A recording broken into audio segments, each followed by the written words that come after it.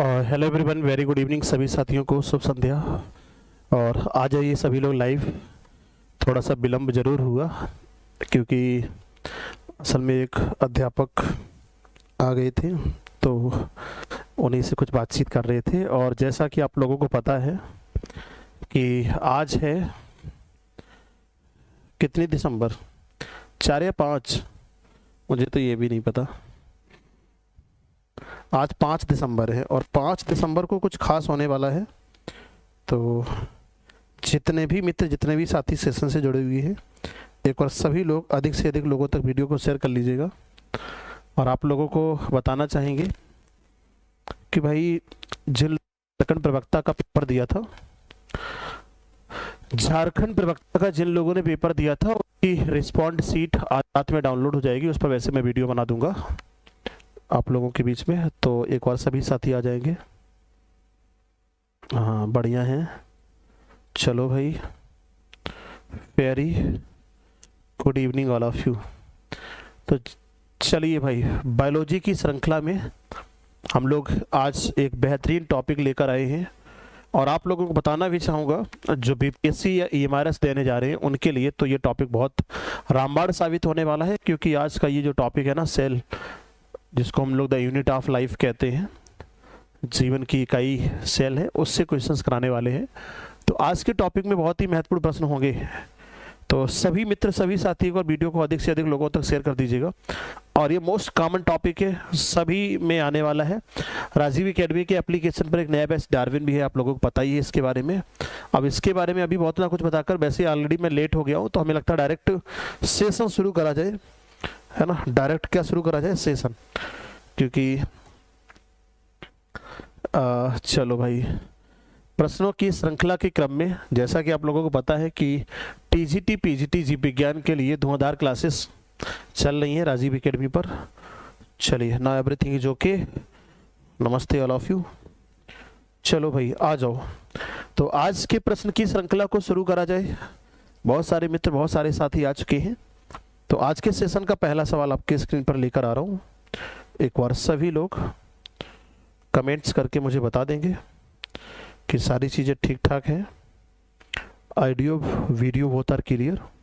चलो, आज का टॉपिक है cell, the unit of life, आपको सभी को पता ही है।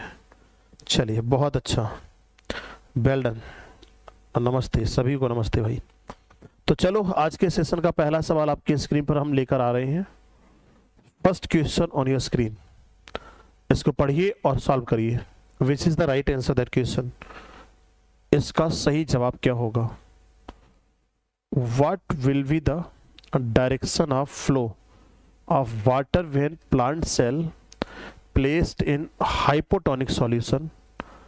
अगर किसी प्लांट सेल को हम हाइपोटोनिक सॉल्यूशन में रखते हैं तो क्या होगा। Water will flow in both direction, water दोनों डायरेक्शन में फ्लो करेगा। Water will flow out of the cell, water will flow into the cell, या no flow of water of any direction, water का फ्लो किसी डायरेक्शन में नहीं होगा। चलो, बहुत अच्छा। चलिए, एएसपी ऑफिशियल सब मस्त है। Komal Bhargav, Usha Rajpal, good evening all of you. चलो भाई, आ जाओ सभी के सभी मित्र। आज मेरे फ्रेंड का बर्थडे है। अच्छा, आपके फ्रेंड को जन्म दिवस की ढेर सारी शुभकामनाएं और आशीर्वाद। चलिए भाई, सी, कुछ लोगों ने आंसर देना शुरू किया। देखो यहाँ पर, अगर किसी प्लांट सेल को हम किसी हाइपोटोनिक सॉल्यूशन में रखते हैं, कौन से सॉल्यूशन में, हाइपोटोनिक। अब हाइपोटोनिक सॉल्यूशन है और ये सेल है। इस सेल को जब किसी हाइपोटोनिक सॉल्यूशन में प्लेस्ड किया गया, तब आप देख पा रहे हैं जब किसी सेल को, प्लांट सेल को हाइपोटोनिक सॉल्यूशन में प्लेस कर जाएगा तो ये बाहर, अगर बात करेंगे, कंसंट्रेशन ऑफ वाटर ज़्यादा होगा। और वाटर का मूवमेंट हमेशा, जो सॉल्वेंट मॉलिक्यूल होते हैं ये प्लाज्मा मेम्ब्रेन के द्वारा परमिएबल होते हैं, इनका मूवमेंट हमेशा कहाँ से होगा, मोर टू लेस, यानी higher concentration to lower concentration. तो इसमें क्या हो जाएगा, इंड ऑस्मोसिस हो जाएगी। और इंड ऑस्मोसिस का मतलब water will flow into the cell, cell के अंदर फ्लो करेगा। जैसे आप लोगों को सबसे अच्छा उदाहरण अगर इसका बताएं, हम कह सकते हैं जब किसी पानी में मुनक्का को डाल दो और मुनक्का फूल जाता है, सेम कहानी है। पानी में छुआरा या मुनक्का को डाल दोगे और मुनक्का फूल जाता है, एंड ऑस्मोसिस होती है, क्योंकि पानी में जब आपने डाला तो हाइपोटोनिक सॉल्यूशन था और उसका कंसंट्रेशन क्या था, ज़्यादा। चलिए बेहतरीन। अगला सवाल आपके स्क्रीन पर है, प्रश्न संख्या 2, और आप लोग पढ़िए और आंसर करिए फटाफट। निम्नलिखित में से कौन सा कार्बनिक यौगिक लिस्थिन का मुख्य घटक है? आपने का which of the following organic compounds is the main constitute of lecithin. तो जो लेसिथिन है इसका मेन कंपोनेंट्स क्या है?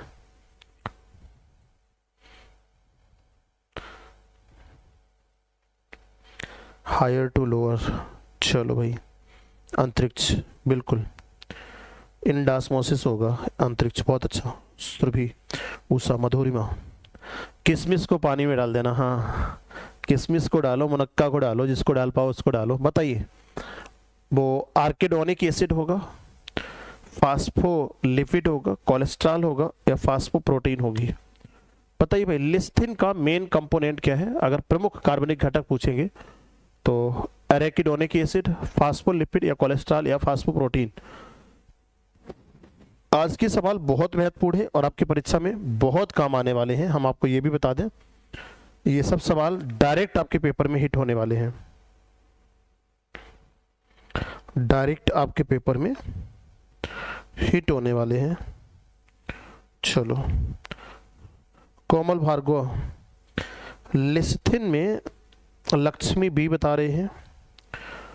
हाँ, रुचि, देखो ठीक है, माना कि देखो इधर एराकिडोनिक एसिड जो होता है वो लेसिथिन रिच होता है, लेकिन आपको बता दें लेसिथिन में एराकिडोनिक एसिड, फास्फोलिपिड, कोलेस्ट्रॉल और फास्फोप्रोटीन की बात करेंगे तो लेसिथिन का मेन ऑर्गेनिक कंपाउंड अगर पूछेंगे तो भाई मेन ऑर्गेनिक कंपाउंड जो इसका होगा वो क्या होगा? Phospholipid, not arachidonic acid. लेकिन हाँ, arachidonic acid is also found in sperm, और ये ह्यूमन जो सीमेन होता है, सीमेन में एराकिडोनिक एसिड पाया जाता है, लेसिथिन पाया जाता है। तो लेसिथिन ये फास्फोलिपिड है और मैंने पढ़ाया भी है, आप उठा के देखो, जब मैंने आपको प्रोटीन, कार्बोहाइड्रेट, लिपिड पढ़ाया है तो लिपिड में फास्फोलिपिड लिस्थिन का एग्जाम्पल मैंने पढ़ाया है। आप नोट्स देख लो उठाकर, जिसको मैंने डिटेल से पढ़ाया है। मुझे पता था सब एराकिडोनिक एसिड लगाएंगे। Actual well done Amrita, Priya, good evening. Next question on your screen. सवाल अच्छे होंगे, बेहतरीन होंगे। कोशिका की इतना इजी नहीं है कोशिका के क्वेश्चन सॉल्व करना, जितना जैसे आप लोगों ने टॉपिक देखा होगा, अरे आज तो सेल लेकर आए, लेकिन आज क्वेश्चन के आंसर दो तो पता चलेगा सेल लेकर आए हैं।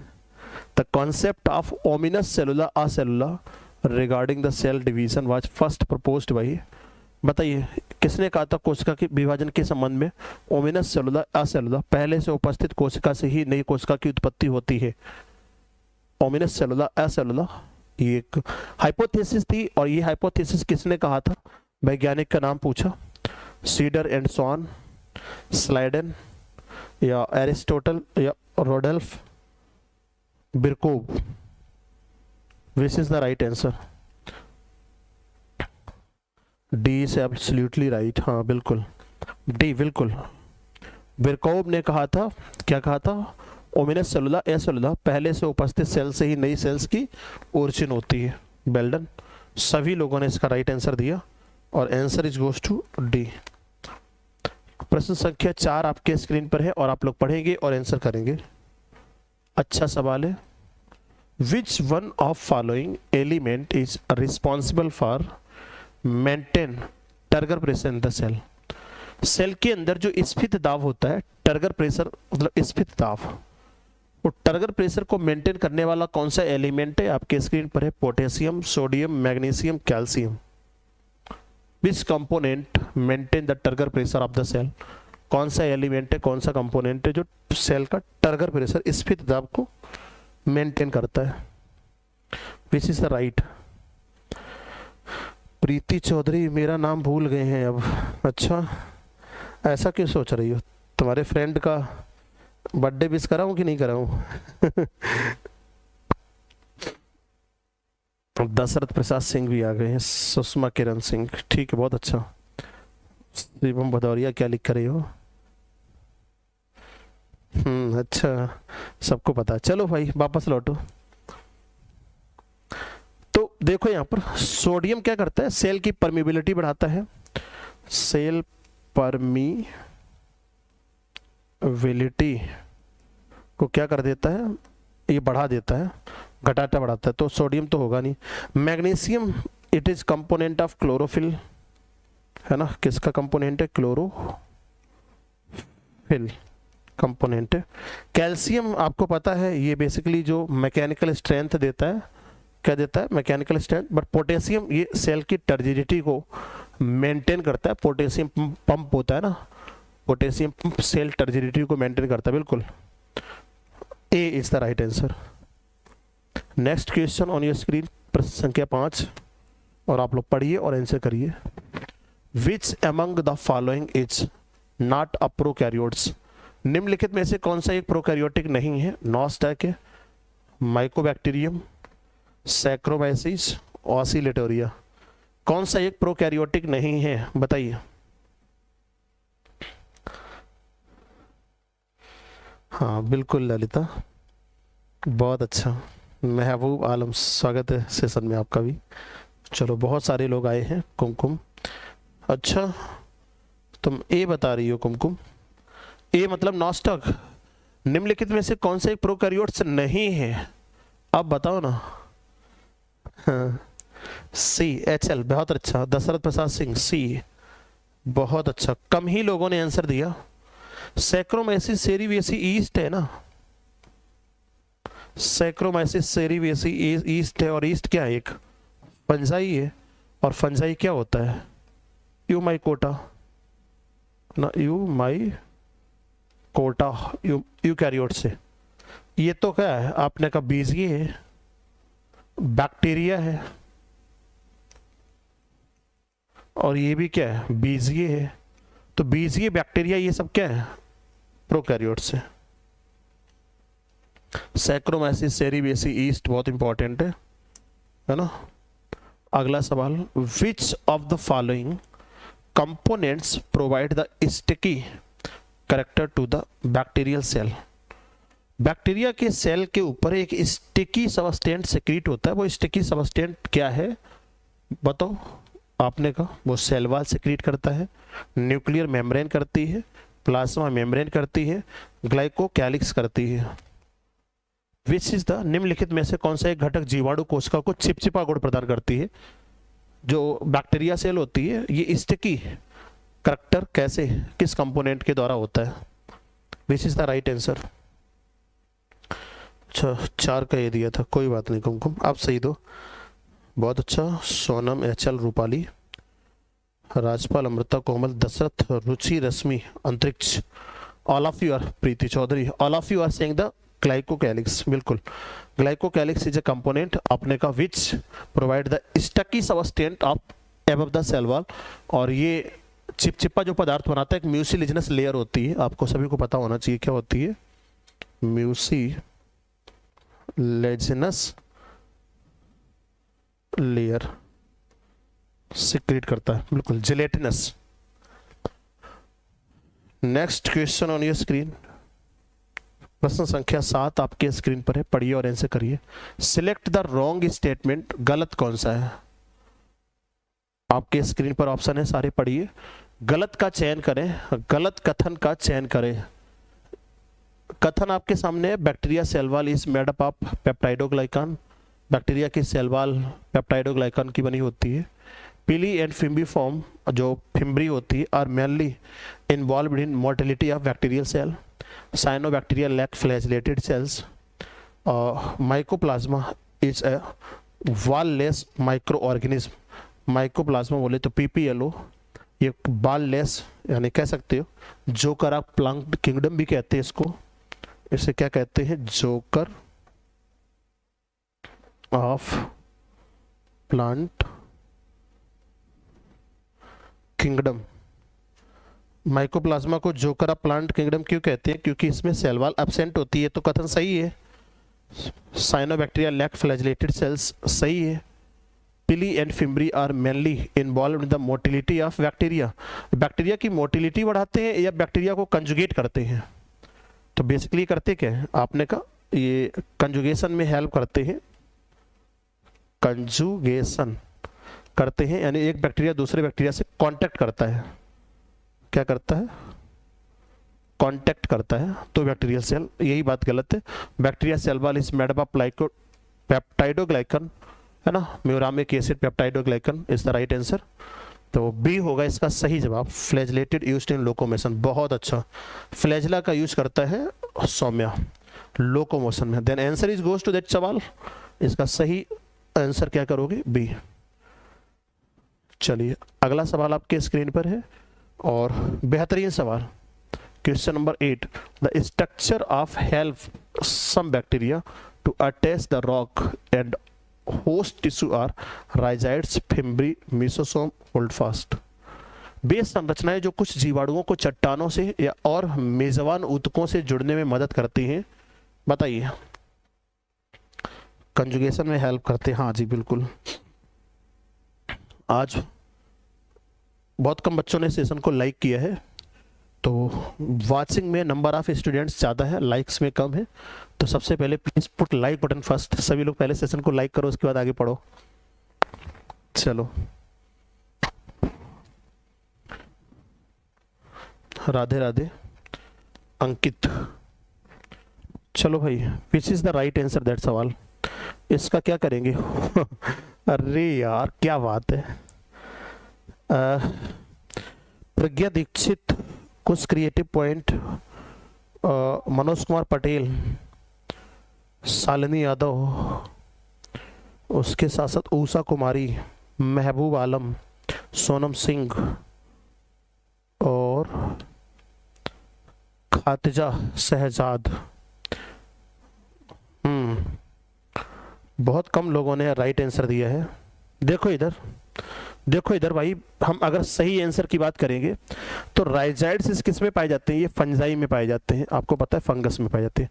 फिम्बरी किस में पाए जाते हैं? बैक्टीरिया में पाए जाते हैं, बैक्टीरिया। तो बैक्टीरिया कनेक्ट किससे होगा? फिम्बरी से होगा, ना कि होल्ड फास्ट। यार होल्ड फास्ट किस में पाया जाता है? जैसे आपने कहा hold fast mainly is found in hydra, है ना। कुछ एनिमल्स, कुछ ऑर्गेनिज्म जिनमें होल्ड फास्ट प्रेजेंट होता है, लेकिन सभी में नहीं होल्ड फास्ट होता है। मीसोसोम, ये तो आपने का रेस्पिरेशन करता है। फिम्बरी होगा। जितने लोगों ने बी दिया है ना, B is the right answer. B is the right answer. जिन लोगों ने बी आंसर किया वही सही है।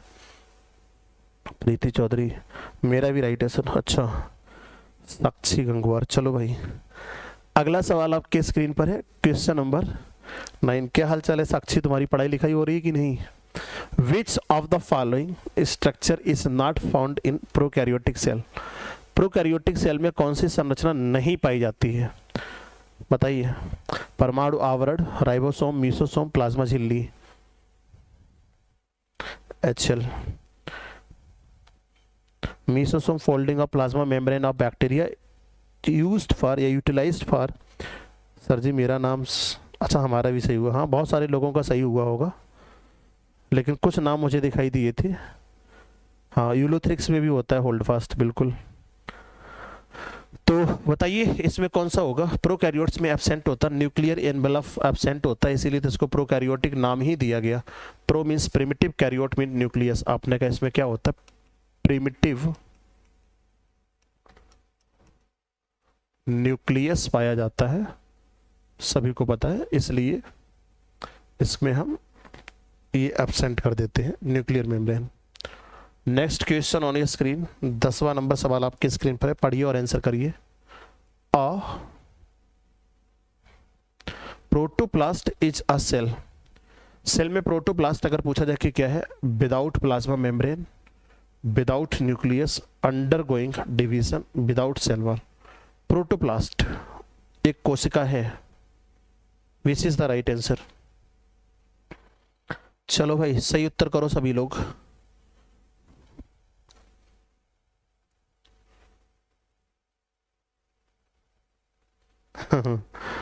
हाँ चलिए भाई, सही जवाब क्या होगा, करो आंसर, सोच लो। प्रज्ञा दीक्षित इस बार सवाल उड़ गया। प्रतिमा, आनंद, उषा, खुशबू, एचल, उड़ा दिए सभी लोग। हाँ, साइंस बायोलॉजी। मनोज कुमार पटेल, सोनम सिंह, बहुत अच्छा पढ़े हैं भाई, है ना। नमस्ते, science biology. Well done, well done, well done. 2-3 बच्चे हैं जिन्होंने राइट आंसर करा, बाकी लोग तो पता ही नहीं चला कौन सा करे। विदाउट सेल वॉल, बिल्कुल। प्रोटोप्लास्ट ऑफ सेल इज, जिसमें कोशिका भित्ति के बिना होता है अपने का protoplast, without cell wall. Well done, D. चलो भाई, अगला सवाल आपके स्क्रीन पर है, क्वेश्चन नंबर 11, 11वां नंबर सवाल, और इसको पढ़ो और आंसर करो। सेट हो जाओ भाई। चलो, इसको पढ़िए और आंसर करिए। Question number 11, select the correct statement from the following regarding cell membrane. Cell membrane के रिगार्डिंग में सही स्टेटमेंट चुनना है। स्क्रीन पर है आपके चारों option. Sodium and potassium ion, ये सोडियम आयन है and potassium ion, move across cell membrane by the passive transport. Protein makeup कितना करता है, 60 to 70% of the cell membrane. Lipid are arranged in bilayered with polar head toward the inner part. Fluid mosaic model of cell membrane was proposed by Singer and Nicholson. बताइए, कोशिका एक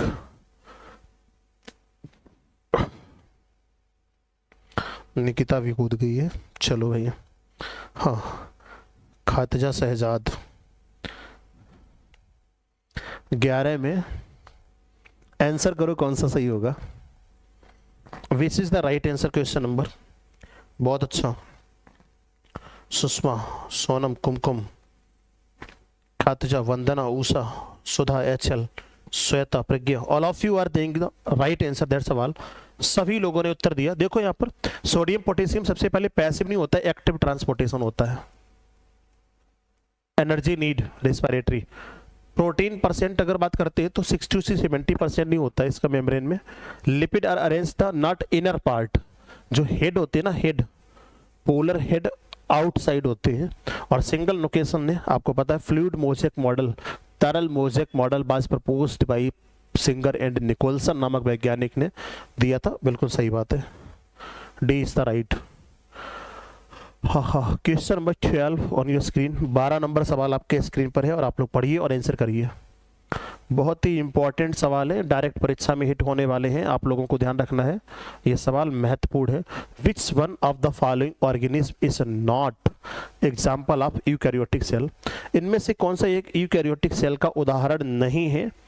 एस्केरिया coli, Euglena viridis, Amoeba proteus, Paramecium caudatum. बताओ। अनुराधा क्यों मजे ले रहे हो खातिजा ma'am की? अनुराधा तुम 2 बार बोली हो, है ना। सुधीर, रश्मि। चलो, ई कोलाई, एस्केरिया कोलाई, बहुत अच्छा है। चल, well done, well done, well done, well done. All of you are saying the right answer here. बहुत अच्छा, रुचि, सभी लोग दे रहे हैं करेक्ट जवाब।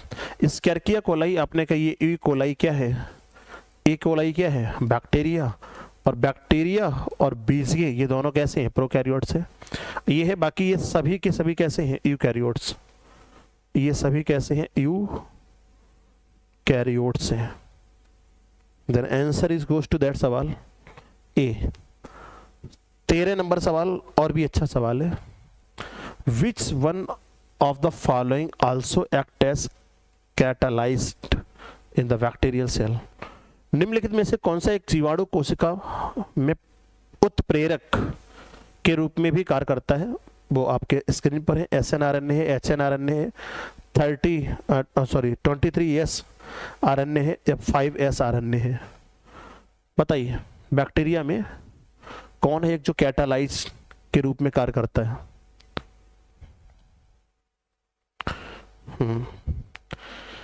दिनेश साहू।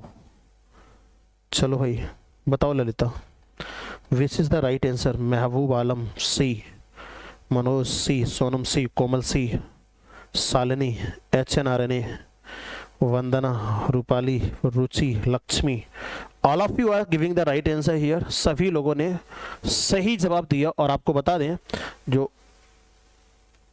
23S RNA होता है, 23S RNA बैक्टीरिया में इट इज 70S RNA का टाइप है।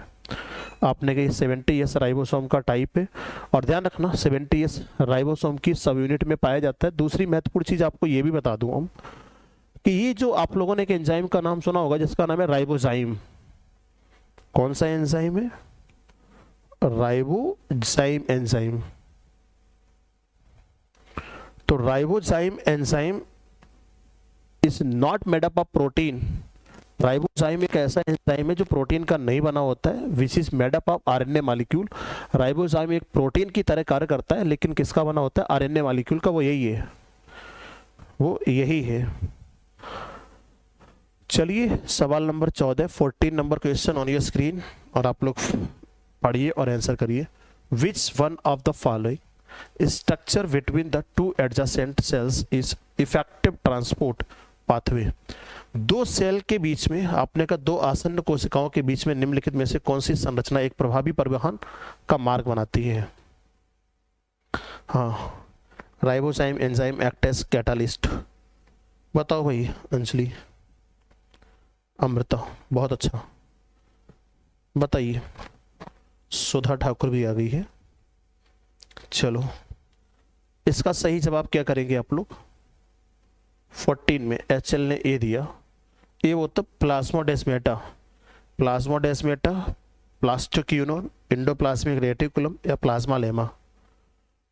Between two adjacent cell give the effective transport pathway. आपने क्या इफेक्टिव ट्रांसपोर्ट पाथवे देने वाला कौन सा होगा? आपके नेटवर्क इशू होगा कुमकुम, है ना? कपिल देव आ गए हैं। चलो भाई, हाँ बिल्कुल।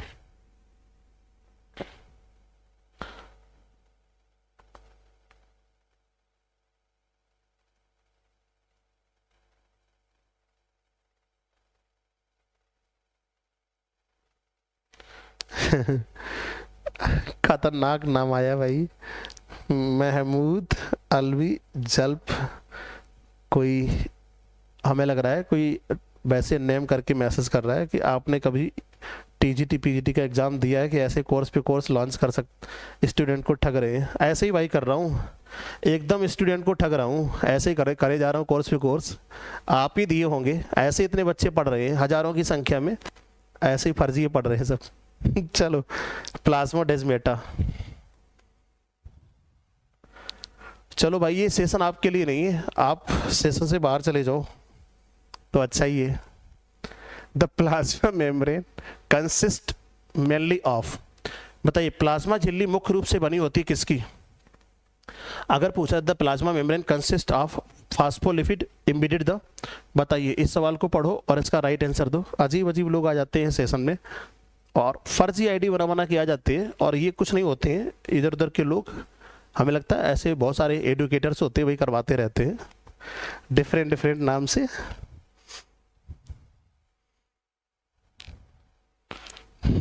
चलो ठीक है, वो खुद ही चले जाएंगे, खुद ही चले जाएंगे, ब्लॉक करने की जरूरत नहीं पड़ेगी, खुद ही चले जाएंगे।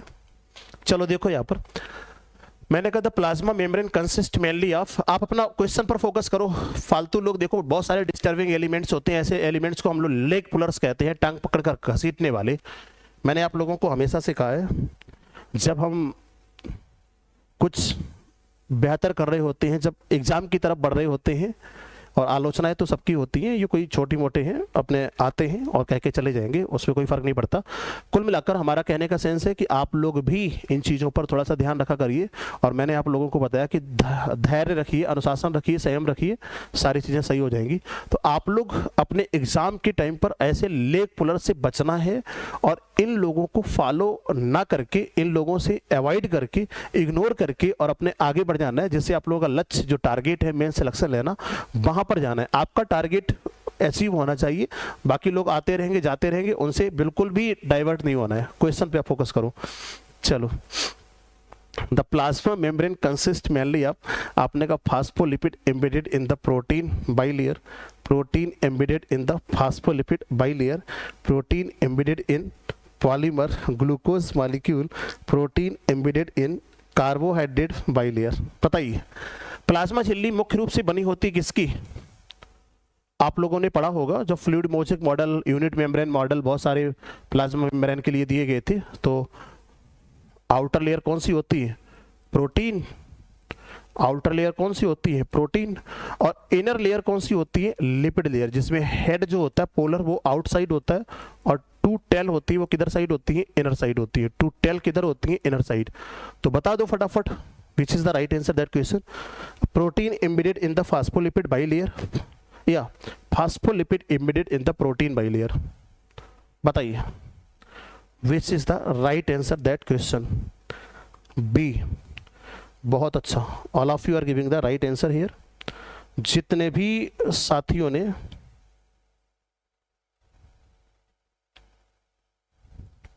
अरे यार चले जाओ, फालतू में वो ना करो, नहीं तो तुम्हें मैं ब्लॉक कर देता हूँ, है ना। ये लो, तो अब तुम शांत रहोगे। क्या बोलते हैं?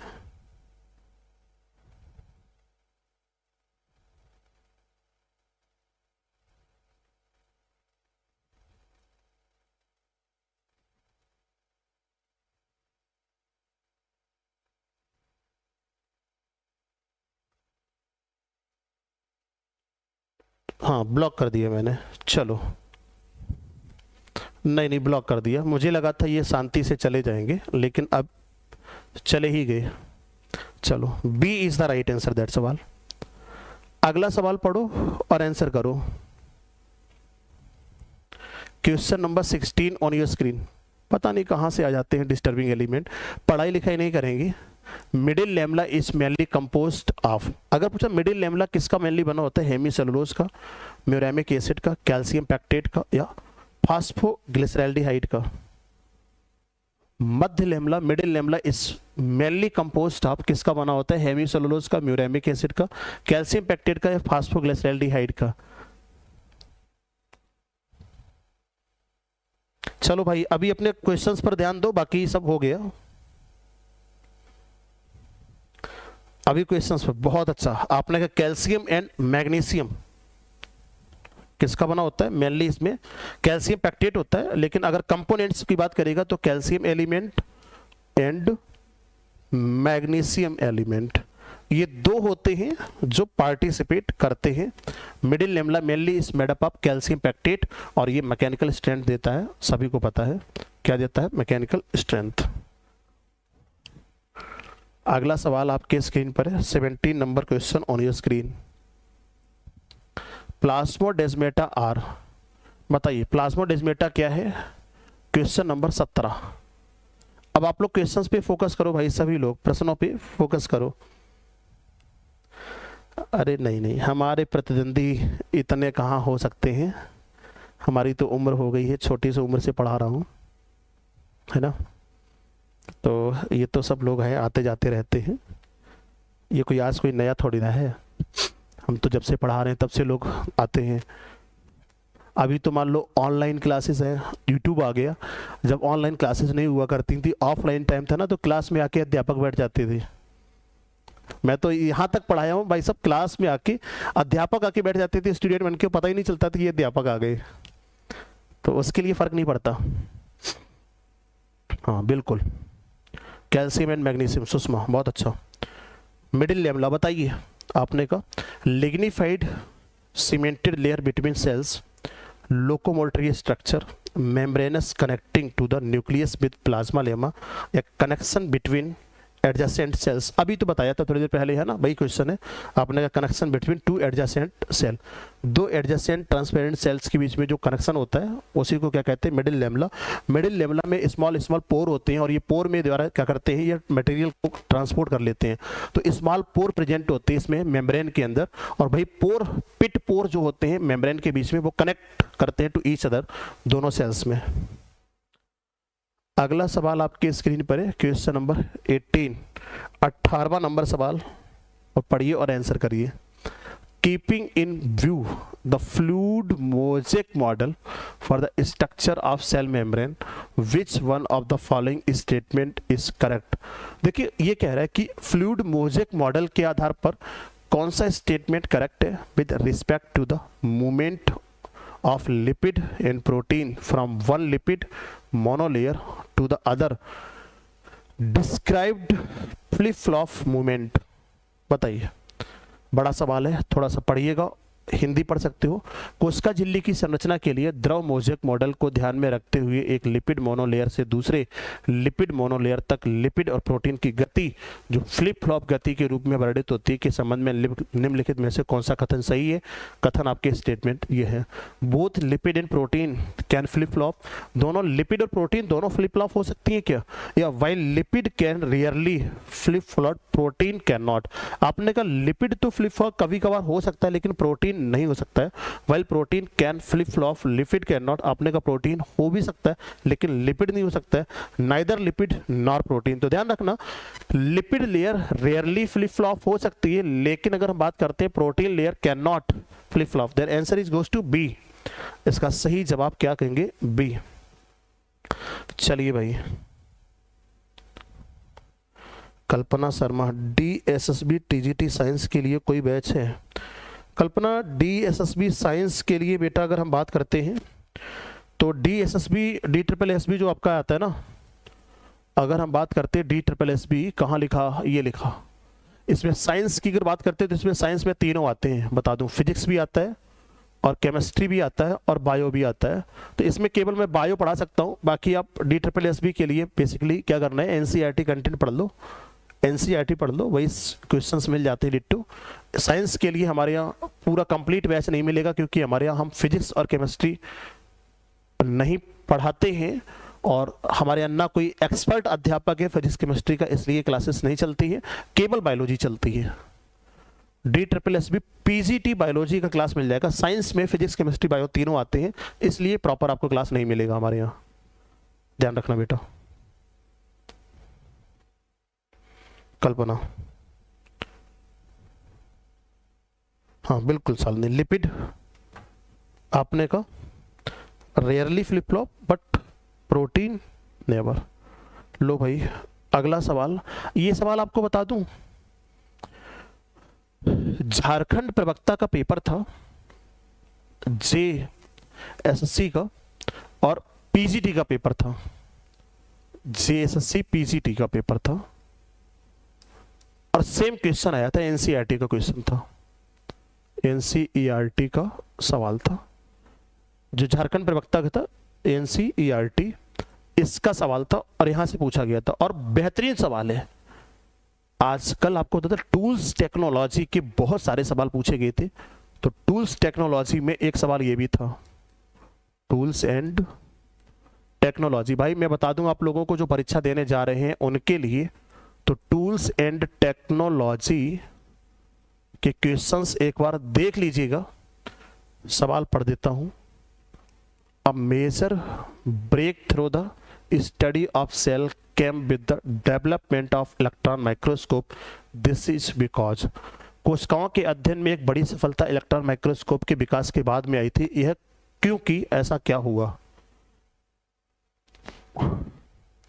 Option C is right. कुछ लोगों ने सी दिया है, चलो भाई देखते हैं। हाँ सवाल पढ़ो तब तो आंसर करोगे।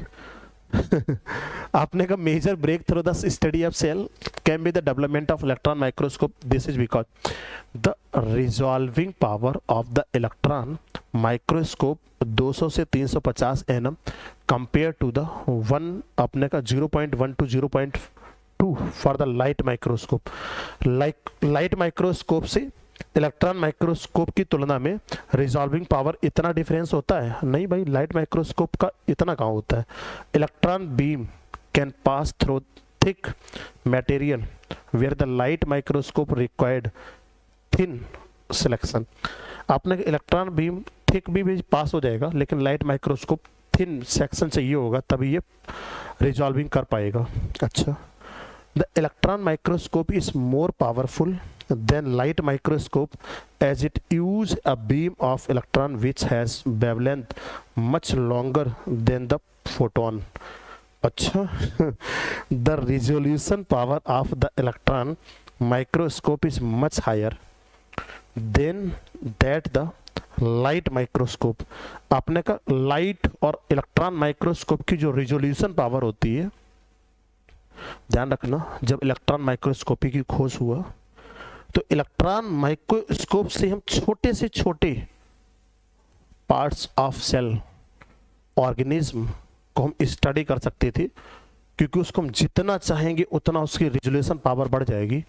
और रिजोल्यूशन पावर बढ़ाने के लिए बेसिकली हमने इलेक्ट्रॉन माइक्रोस्कोपी का यूज़ किया, किसकी तुलना में? लाइट माइक्रोस्कोपी की तुलना में। Then answer is right D. C नहीं होगा भाई, डी होगा।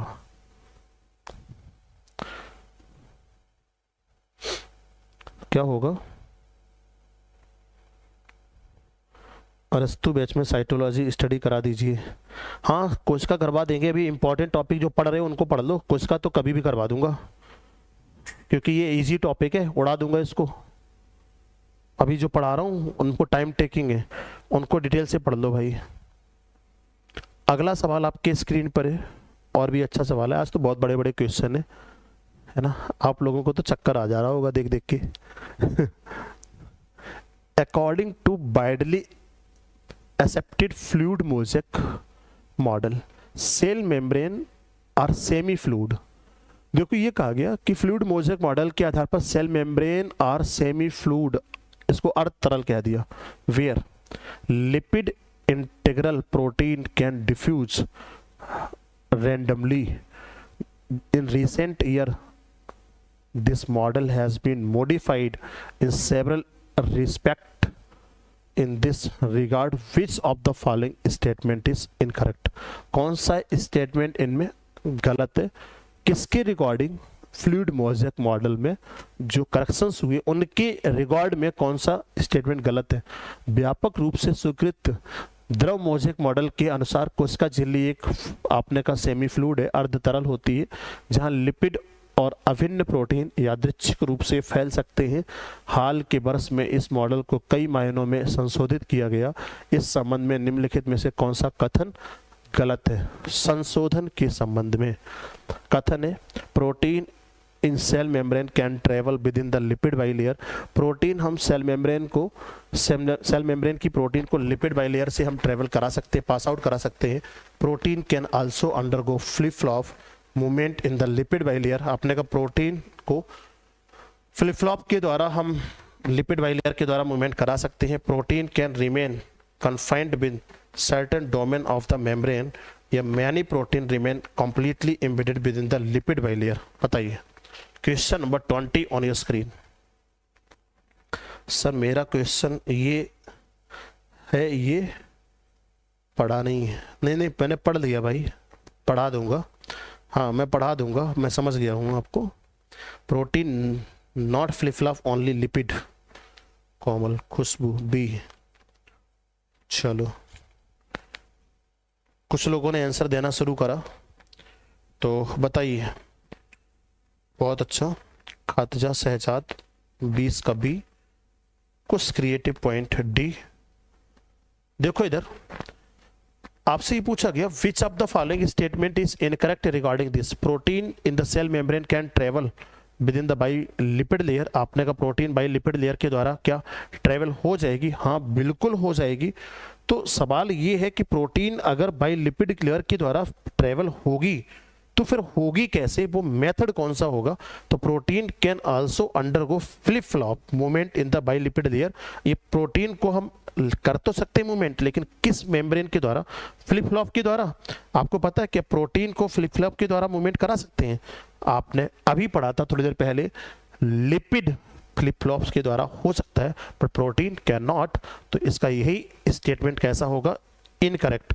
इनकरेक्ट का मतलब कौन सा है? गलत। इसलिए बाकी सभी स्टेटमेंट क्या है? सही। हा बेहतरीन सवाल, most important question. Tools technology उठाकर देख लो, पेपर झारखंड प्रवक्ता का देख लेना, सेम सवाल पूछा गया। Student wish to study the cell structure under a light microscope having 10x eyepiece and 45x objective. इतना he should illuminate the object by which one of the following color of light so get the best possible resolution। एक छात्र जिसने कुछ piece लिए और उसने light microscope में लिया, तो वो संरचना को अगर बेस्ट रेजोल्यूशन प्राप्त करना चाहता तो उसमें कौन से कलर लेगा जिससे वो कर पाएगा।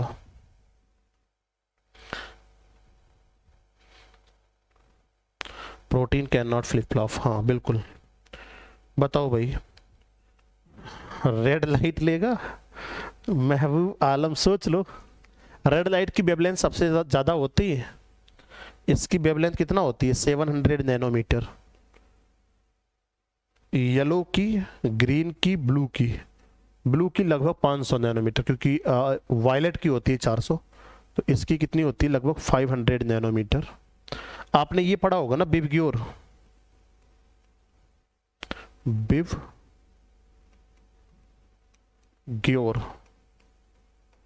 वेवलेंथ ऑफ लाइट पर रेजोनेंस पावर डिपेंड करती है, जिसकी वेवलेंथ सबसे कम होगी उसमें रेजोल्यूशन सबसे ज्यादा होगा। आपको बता दें, वायलेट, इंडिगो, ब्लू, वायलेट की कितनी होती है 400, इसकी कितनी होती है 700, और उसके बाद ग्रीन येलो ब्लू के ऊपर है, ये सभी ब्लू के ऊपर है, ब्लू यहाँ पर है, देख रहे हो ना, रेड येलो ग्रीन ये सब ब्लू के ऊपर है। तो उस कंडीशन की अगर हम बात करते हैं तो ब्लू में कितनी है 500 नैनोमीटर। तो रेजोनेंस पावर सबसे अधिक किसमें होगी, ब्लू में। सबसे अधिक किसमें होगी, लो वेवलेंथ ऑफ लाइट में। हाँ, स्पेक्ट्रम विजुअल जो होता है ना वो 400 से 700 नैनोमीटर होता है। तुक्का लगाए हैं, हाँ तुक्का तो लगाए होंगे, ब्लू लाइट में होता है। इसका एक फार्मूला भी होता है ना, wavelength of light upon 2 into NA। अब अभी वक्त नहीं है, फार्मूला को खोलना पड़ेगा पूरा। चलो ये तो बता ही देना, ये तो इजी क्वेश्चन है। अब तो सरल सवाल आ गया। The main difference in gram positive and gram negative bacteria resides in their cell wall, cell membrane, cytoplasm, flagella। अपने का ग्राम पॉजिटिव और ग्राम नेगेटिव बैक्टीरिया में मुख्य अंतर है किसके कारण। आपको पता है ग्राम वैज्ञानिक थे जिन्होंने क्रिस्टल वायलेट डाई से इसका क्या किया था, स्टैनिंग किया था, और स्टैनिंग करने के पश्चात फिर एथिल अल्कोहल से जब वाश किया था, वाश करने पर कुछ बैक्टीरिया ब्लू कलर को कंटेन किए रहे, जो ब्लू कलर धारण किए रहे उनको ग्राम पॉजिटिव कह दिए, और जिन्होंने वाश कर दिया ब्लू कलर उनको ग्राम नेगेटिव कह दिया। वाश इन्होंने किया था जिनके chemical composition of cell wall lipid layer थी या टिकोइक एसिड था। ये सवाल इंपॉर्टेंट है ना। हाँ, सेल वॉल पर कौन सा था बताओ। अगर हम बात करते हैं ग्राम पॉजिटिव पर क्या था, ग्राम पॉजिटिव और ग्राम नेगेटिव क्या थी, लिपिड लेयर। और जो लिपिड होती ना ये हानिकारक होती, जल्दी डिजॉल्व नहीं होती, जल्दी एब्जॉर्ब नहीं करी। लेकिन पॉजिटिव जो था ये क्या था, टिकोइक एसिड था।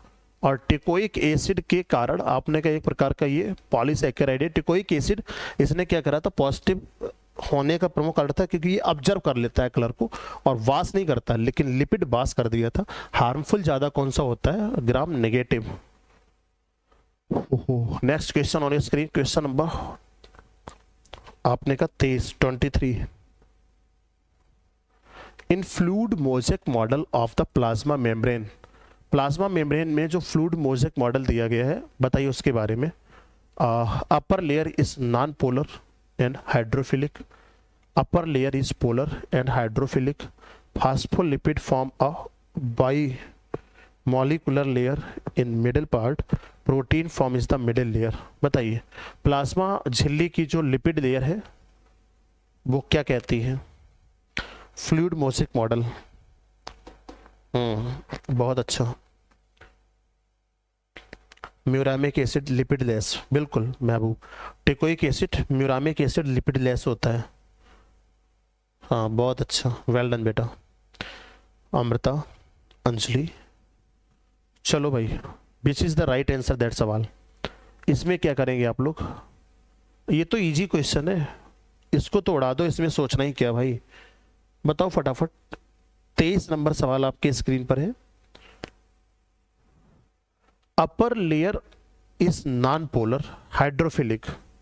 सबसे पहले तुम्हें बता दूं, ये प्रोटीन लेयर होती है, ये प्रोटीन लेयर है ना, कितने कितने एंगस्ट्रॉम की, बीच में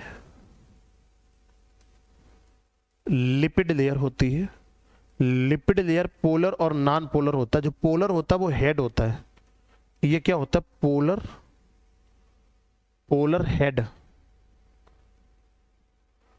और पोलर जो हेड होता है ना वो हाइड्रोफिलिक होता है, हाइड्रोफिलिक होता है, क्योंकि इधर साइड से पानी होगा उधर साइड से पानी होगा। अगर बात करें टिश्यू फ्लूइड और प्लाज्मा यानी साइटोप्लाज्म में, तो ये क्या होता है, पोलर हेड हाइड्रोफिलिक। और जो टेल होता है ना ये हाइड्रोफोबिक होता है। नॉन पोलर, हाइड्रो कैसा होता है, फोबिक। तो यहाँ नॉन पोलर है और हाइड्रोफिलिक होगा क्या, नहीं होगा। Upper layer is polar and hydrophobic. आपने का अपर लेयर, और अपर लेयर क्या, अगर हम बात करते हैं अपर लेयर क्या है, अपर लेयर की अगर बात करते हो तो पोलर है और हाइड्रोफोबिक है। अपर लेयर पोलर और हाइड्रोफिलिक होती है, ये भी बात गलत हो गई भाई। हाइड्रोफोबिक तो ये होता है ना नॉन पोलर, ये नॉन पोलर कैसा होता है, हाइड्रोफोबिक। कॉन्सेप्ट पढ़े होंगे आप लोग, क्लियर होगा हाइड्रोफोबिक।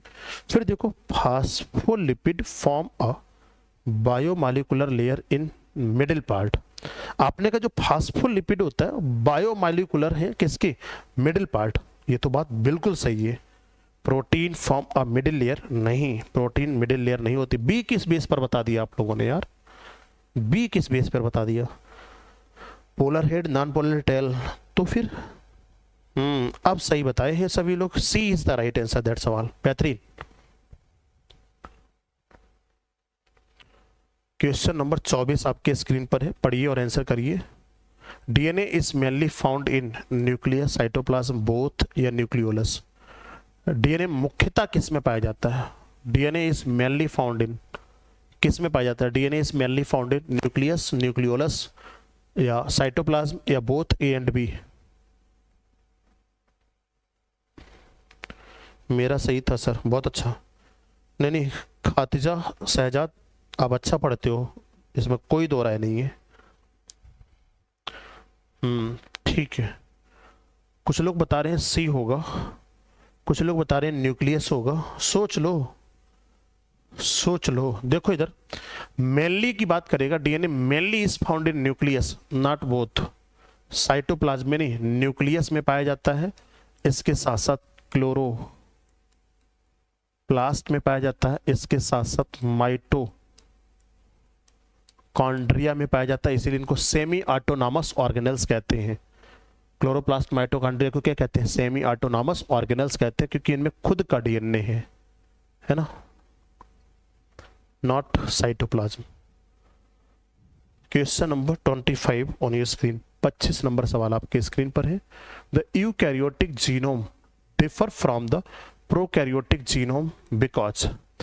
यूकैरियोटिक जीनोम प्रोकैरियोटिक से भिन्न है, ध्यान रखना। यूकैरियोटिक जीनोम प्रोकैरियोटिक जीनोम से भिन्न है। यूकैरियोटिक, सवाल समझिएगा, यूकैरियोटिक प्रोकैरियोटिक से भिन्न है क्योंकि DNA is complexed with histone in prokaryotic, DNA is complexed with histone in prokaryotic, prokaryotic में हिस्टोन एब्सेंट है।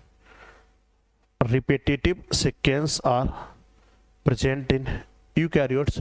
आपने कहा यूकैरियोट्स में रिपीटेटिव सीक्वेंस प्रेजेंट होते हैं repeatedly. Genes in the former case are organism into the operon. DNA is circular and single stranded in prokaryotes. Prokaryotes में DNA circular और single stranded होता है। बताओ।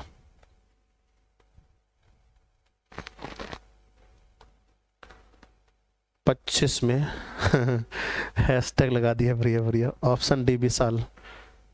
सोच लो, सोच लो सभी लोग। हाँ मुझे पता था आप लोग यही करोगे, क्योंकि जैसे ऑप्शन डी पढ़ोगे मुझे पता था सबके सब डी मारोगे, लेकिन सवाल नहीं समझ पाए, इसका मतलब तभी ऑप्शन डी लगा रहे हो। इधर देखो, सवाल समझिए उसके बाद डी करिए। Prokaryotic DNA circular and single standard होता है, मानता हूँ होता है। Salma Parveen, separate happiness D, हाँ मानता हूँ कि होता है, लेकिन सवाल पढ़ो कुछ क्रिएटिव सी। चलो देखो यहाँ पर मैं बताता हूँ। राधा वर्मा ने बी किया है, सोनम सिंह ने बी किया है, रश्मि ने बी किया है। चलो तो पहले डी किस बेस पे लगा दिया तुम लोगों ने? हमने यहाँ हाईलाइट भी करा था इस चीज को, एरो भी लगाया था इस चीज को, और फिर भी नहीं समझे। हमने ये बताया था यूकैरियोट जीनोम प्रोकैरियोट जीनोम से भिन्न होता है। हमने इस चीज को हाईलाइट किया, जीनोम को। तो ध्यान रखना, repeated sequence is present in eukaryotes. जबकि मैंने इस चीज को हाईलाइट करा, फिर भी डी लगाए पड़े हो। हाँ अब तो बी को लॉक कर दूंगा, सर्कुलर प्लाज्मिड। चलो भाई अगला सवाल आपके स्क्रीन पर है। अच्छा सवाल है और बेहतरीन सवाल है। कुछ लोगों को तो सवाल देख के ही चक्कर आ जाता होगा। कुछ लोग कहते हैं नहीं नहीं इस सवाल को मैं तोड़ूंगा क्योंकि हमने पढ़ाई करी है। और सच में जो ईमानदारी से पढ़ता है वही तोड़ सकते हैं इन सवालों को। इन सवालों को देख के बहुत सारे लोगों को तो चक्कर आता है। Which is correct about the cell theory, view of current state of your knowledge about the cell structure. भाई आपको बता दूं इसी पैटर्न पर परीक्षाएं हो रही हैं। और अगर ऑनलाइन एग्जाम आपका जो लेने जा रहा है यूपी टीजीटी पीजीटी ने आज अनाउंसमेंट करा, मतलब अनाउंसमेंट का मतलब करा अभी तो, मतलब एक अंदर से जो न्यूज आ रही है कि ऑनलाइन एग्जाम भी हो सकता है। अगर यूपी टीजीटी पीजीटी का ऑनलाइन एग्जाम होगा, अगर एनसीईआरटी पैटर्न पर गई परीक्षाएं, तो क्वेश्चंस का लेवल यही होगा। वही सिलेक्शन पाएगा जो पढ़ेगा, जो रियाज मारेगा, जो सुबह से लेकर शाम तक अपनी स्टडी को कंसंट्रेटेड बनाकर पूरी कंसिस्टेंसी के साथ लगकर मेहनत करेगा, वही क्वेश्चंस सॉल्व कर पाएगा, उसी का सिलेक्शन होगा। चलो भाई तो पूछा which is correct about the cell theory. Cell theory के रूप में आपने कहा current view of the our knowledge about cell structure बताइए। it need modification due to the discovery of subcellular structure like chloroplast in mitochondria। it needs modification due to the discovery of subcellular structure like chloroplast in mitochondria में। modified cell theory means that the all living beings are composed of the cell capable of the reproducing। the cell theory does not hold good because all living beings do not have the cellular organization that is viruses। the cell theory means that the all living object consist of cell whether not capable to the reproducing। तो कौन सा correct है cell theory की regarding, कौन सा कथन सही है बताओ। अब तो पकड़ लिया होगा। सर मैंने डी राइट लग रहा है इतनी दूर से। सर हमें आप पूरी तरह से प्रिपेयर कर दे रहे हैं, बिल्कुल रुचि 100%। सवाल देखकर डी लग रहा है भाई। देखो सीटेट की तरह नहीं मानना। Drawn mule exception of case of D. अच्छा चलो डी एब्सोल्युटली नॉट राइट। इधर देखो मैंने आप लोगों को जब पढ़ाया था तो सेल थ्योरी का एक्सेप्शन क्या है। एक्सेप्शन ऑफ सेल थ्योरी बता दो मुझे, कहां गया एक्सेप्शन ऑफ सेल थ्योरी। अगर मैं पूछूं exception of cell theory, cell theory का अपवाद क्या है। कोशिका सिद्धांत जब स्लाइडेड एंड सॉन ने दिया था तो क्या इन्होंने बताया था कोशिका सिद्धांत में पहले से उपस्थित कोशिकाओं से ही नई कोशिका की उत्पत्ति होती है। एडोल्फ बर्कोव ने भी कहा था। तो सेल थ्योरी किसमें नहीं पाई जाती है। Cell theory means that the living object consist of cell whether not capable to reproducing. क्यों नहीं कर सकता है लिविंग ऑर्गेनिज्म, ये तो 100% सही है, इसमें क्या दिक्कत है। सॉरी अगर हम बात करते हैं cell theory means the all living objects consist of cell whether not capable. अच्छा नॉट की बात कर रहे हैं, not capable of reproducing. Cell theory में नॉट कैपेबल क्यों होगा, क्यों कैपेबल होगा, ये तो बात गलत हो गई ना। नॉट अगर लगा ना तो सही कौन सा होगा, viruses. Viruses are not cellular organization, बिल्कुल सही बात है। वायरस नॉन सेलुलर होते हैं, असेलुलर होते हैं और इनमें सेल थ्योरी फॉलो नहीं करती है। Then answer is goes to C. Mega karyotic virus, हाँ तब cell theory exception of virus, तब क्या दिक्कत है, तब फिर आंसर करो ना वायरस। छोटा सा सवाल उसी में फंसे हुए हैं। 27 number question, name Schleiden and Schwann are associated with protoplasm of physical basis of life, cell theory, theory of cell lineage या nucleus function as control centre of cell. Schleiden and Schwann नाम जुड़ा है किससे, ये तो बता देना, easy question है, it is very easy question. Sir C होगा अब तो ऊषा, चलो बेहतरीन, इसमें तो सब कर ले जाओगे क्योंकि क्वेश्चन क्या कह रहा है, cell theory was proposed by Schleiden and Schwann. ऐसे सवाल को तो नज़र से घूर दोगे गोला काला हो जाएगा, इतना इजी क्वेश्चन बनने वाले हैं नहीं। 28 number, cell recognition and adhesion occurs due to the biochemicals of cell membrane named protein lipid both A and B या glycoprotein and glycolipid। कोश का पहचान और आसंजन नामित कोशिका झिल्ली के जैव रसायनों का कारण होता है, प्रोटीन लिपिड या ग्लाइकोप्रोटीन और ग्लाइकोलिपिड। इजी क्वेश्चन है, बता दो।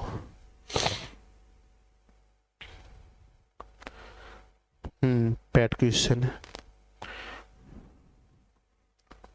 रश्मि कुमारी सी, संजीत बी, सोनम डी, सुषमा किरण डी, प्रमोद कुमार प्रवीण डी, प्रज्ञा सी।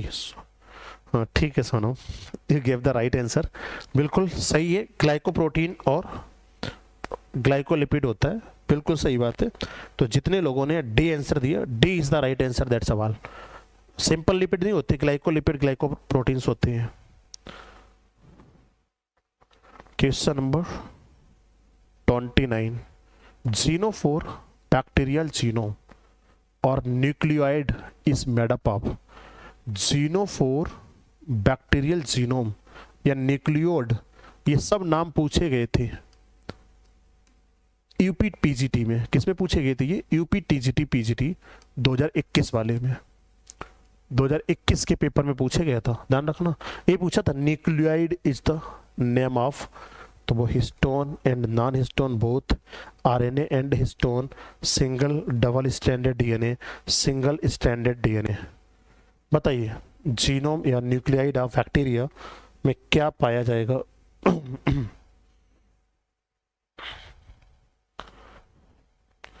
सुधा single standard DNA, Amrita, Neetu Bind C, Usha, Richa B, Anita Yadav very good evening. बताओ भाई कौन सा सही करोगे, दशरथ सी। सुषमा तुम क्यों घूम गई हो, सुषमा ने, सुषमा किरण सोच लो एक बार, मौका दिया तुम्हें। खुशबू सी, रश्मि बी, कविता ठीक है, प्रज्ञा दीक्षित सी, बिल्कुल। कुछ लोग घूम जाते हैं और कुछ लोग घूमे ही रहते हैं। चलो महबूब, बिल्कुल।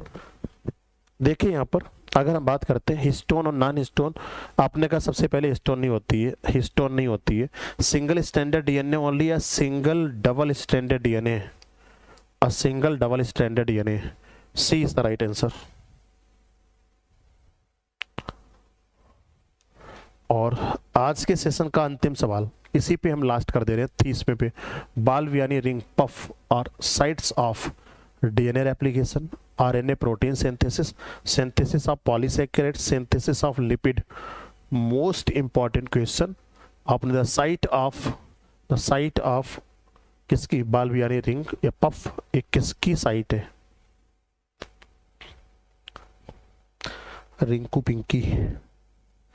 बताओ भाई 30वां सवाल, राइट आंसर।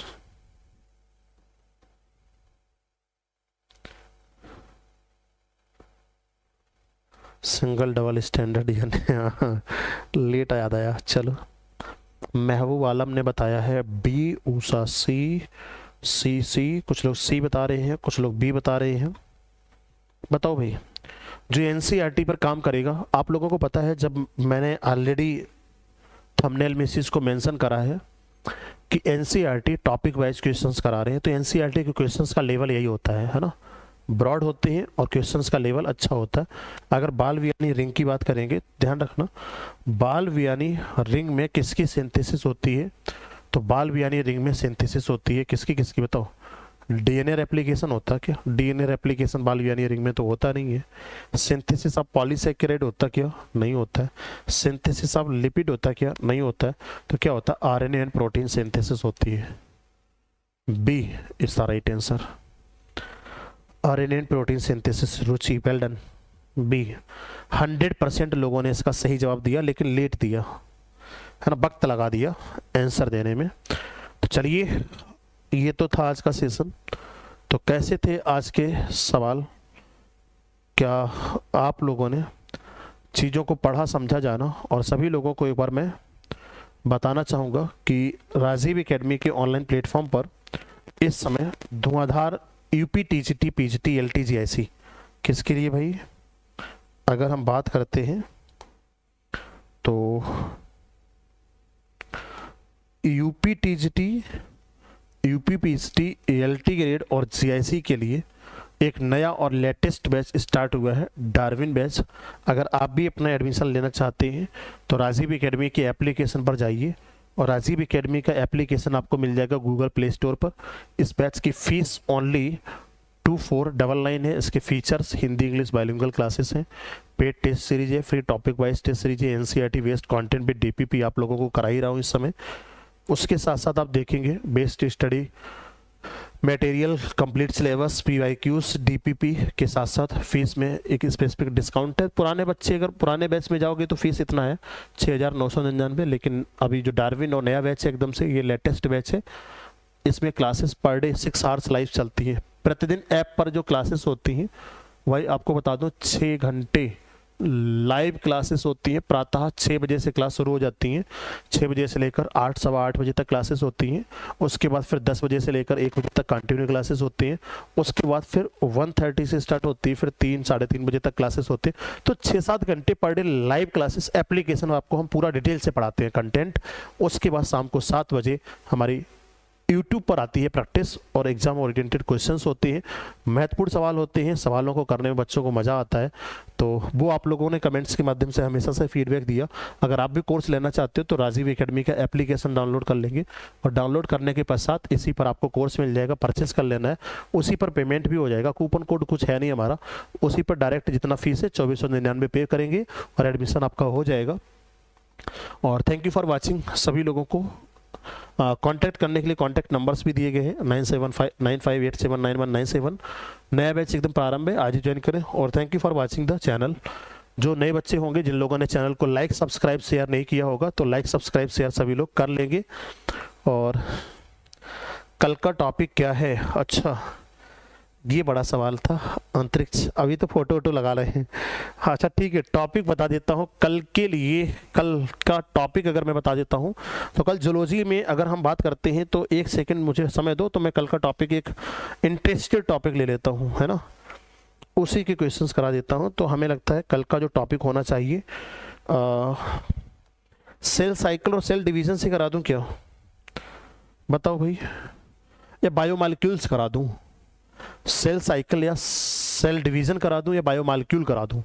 हमें लगता है कल सेल साइकिल और सेल डिवीजन ही करा दूं, क्योंकि आज साइटोलॉजी पढ़ाया हूं तो कल का करा दूं। हाँ 5 बजे से ही रेडी हो जाते हैं तुम्हारा टॉपिक। हाँ मैं बता रहा हूं भाई, तो कल हमें लगता है कल का टॉपिक देता हूं cell cycle and cell division. ठीक है, कल का जो टॉपिक रहने वाला है भाई, कल का जो टॉपिक रहने वाला है cell cycle and cell division. ठीक है ना, क्योंकि यहां से सवाल आते ही हैं पेपर में, इसलिए हमें लगता है ये जरूरी है, ये जरूरी है, सेल साइकिल और सेल डिवीजन जरूरी है। यही दे देता हूं कल, सही है ना, डन। एस इंपॉर्टेंट टॉपिक है, यहां से सवाल आते हैं सब। प्लांट फिजियोलॉजी, अच्छा ठीक है, नेक्स्ट डे प्लांट फिजियोलॉजी। कल ये करा लूँ जूलॉजी का, परसों करा देता हूँ plant physiology, done. Plant physiology में परसों एक टॉपिक उठा लूंगा, कल इसको करा देता हूँ, प्लांट फिजियोलॉजी परसों उठा लूँगा। तो थैंक यू फॉर वाचिंग, सभी लोगों को सेशन से जुड़ने के लिए बहुत बहुत धन्यवाद। Good night, I love you. मस्त रहिए, स्वस्थ रहिए, पढ़ते जरूर रहिए, क्योंकि पढ़ाई ही सिलेक्शन दे देगी, और बिना पढ़ाई के कहीं कुछ है नहीं जीवन में। अपना सब्जेक्ट मजबूत करो, सब्जेक्ट ही आपको रोजी रोटी देगा। मन लगाकर पढ़ा करो सभी लोग, और पूरा कंसंट्रेशन बनाया करिए, और प्रैक्टिस हमेशा करते रहो क्वेश्चंस की, जितना कर सकते हैं उतना करो। Thank you so much for the session, thank you so much.